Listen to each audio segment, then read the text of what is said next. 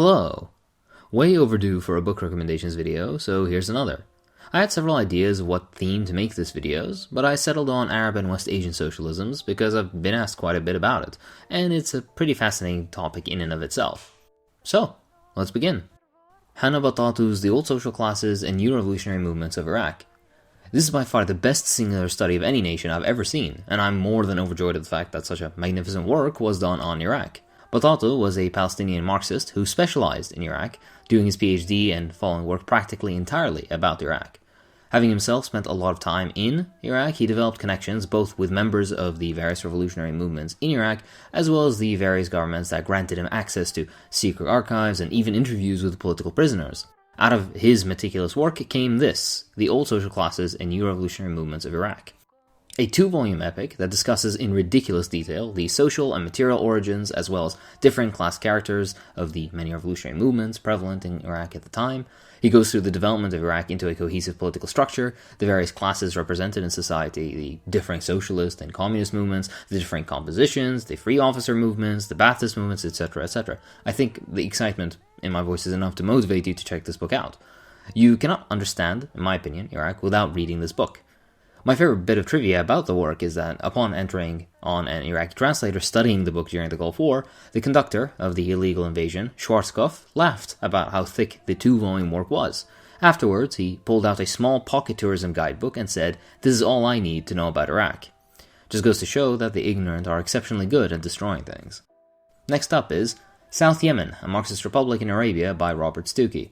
I honestly didn't want to include this, but there's so little written on South Yemen at all, both in Arabic and in English actually, so this is a decent start for those interested. For the uninitiated, South Yemen became a Marxist republic from 1967 until 1990. As a Marxist state, it was kind of strange foreign policy at points, an incomplete nation in many regards, meaning agriculturally, industrially, etc., a mechanical replication of Eastern European and Soviet political policy, a strangely managed economy, and a broken social approach resulted in a nation that is more of a footnote to the general history of socialism than anything else. Regardless, we wouldn't be Marxists worth our salt if we didn't study and learn from our less shiny examples and experiments. As for the book itself, it too is The only reason I'm including it is because it's the only thing in English longer than an article that goes into decent detail. He goes through the general history of Yemen, how the revolution emerged, the social, economic, and political policies that took place, all that. He has some strange positions. For example, he lists the Ayyubid era of Yemen under foreign occupation, which is a strange and ad hoc ahistorical hot take, but whatever.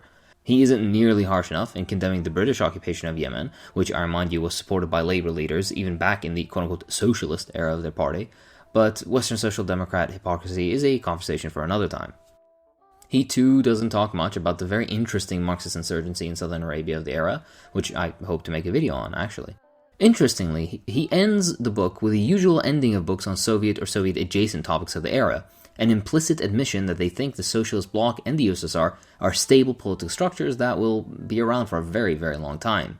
Just a reminder of how unexpected it all was.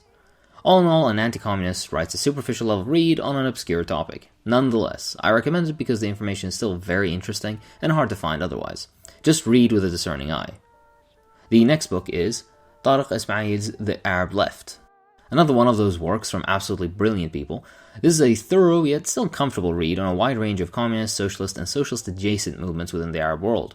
He weaves brilliantly through the development of Arab nationalism, discusses the different branches of Ba'ath ideology, the strategies of differing organizations, development of local Marxist groups, and more.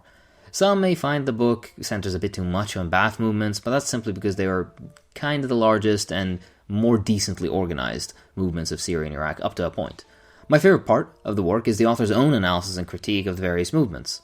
The Palestinian question is also dealt with in some level of detail, and it's interesting to contrast the policies of various groups with those of Palestinian groups themselves.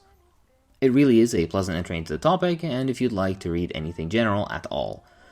Check his other work out too, by the way. Pretty much everything Arab and socialist he's published on. He's pretty cool, actually. The next work is Farah Jabbar's Post-Marxism and the Middle East. I won't lie to you, this isn't a fun read. It's a boring and academic work on the reasons for the breaking apart of socialist approaches in the Arab world, as well as the differing strategies of Arab communist parties after the illegal dissolution of the USSR. It's more a loose collection of essays than a coherent book with a central thesis, and there are a few articles in there that seem kinda out of place. There's even a relevant section of criticism of Batatu's works, mentioned earlier. but overall the book is useful if one wants a cohesive view of the Arab world and socialism. More of a serious study sort of thing. Hey, I found it interesting enough to read. Finally, Ali Qadri's The Unmaking of Arab Socialism, a book that discusses exactly the title. Qadri's work is a fascinating breakdown of the various Arab socialist projects and their pitfalls. Very detailed and number-oriented. It's also more of a serious study sort of work, but that doesn't mean it isn't interesting. He discusses the effects of the various wars that took place, the local limitations, whether they be material or otherwise, public organization and reaction, and a lot more. Very interesting and somewhat obscure book, and the only work on the list still in print, I believe. There's really nothing more to add, to be honest. If you're interested in only a single country than the few discussed, just read those parts and be on your way. Very useful in understanding the several quote-unquote economically liberal turn points many of those projects took. As for our conclusion, all these books are out of print, as far as I know, except for the one I just mentioned, so take a look at LibGen, because it has all of them. I personally formatted all of these books, and many more, as printable PDFs for my personal use, and I do plan on eventually making a resource where you can access all that. I just need a bit of time, as always. But that's all for this time. I'd like to thank my patrons, so thank you to Ancom Tree of Knowledge, Dayan Mustafa, Jordy, Andrea V, Fireflies, Thomas Rawson Wood, Johnny Lycanthropy, Lucas Weaver, Chandler Robinson, Reese Rodriguez, Randy, Jacobo Del Valle, Scott Brad, Devin, C. Roshin, Jacob Smith, Samir Nejiran, Luke, Andrew, Igor, Comrade Azrael, Adi Ajit, The Quantum XD, Tacker209, Goshthang America, Crouchet, Nightmare Society, Afak Puja, Talmudic Tranky, Varun, Peter Leon Huff, Orakuda, Ian Snyder, Dan Ludwig, Artemis, Skirkman, Red Lotus 1138, Ryan Mills, Carmet Kyle, Juan Pacheco, Ivan Carroll, Buddhist Comrade, Revis, and Joshua Gonwa. Thanks for watching.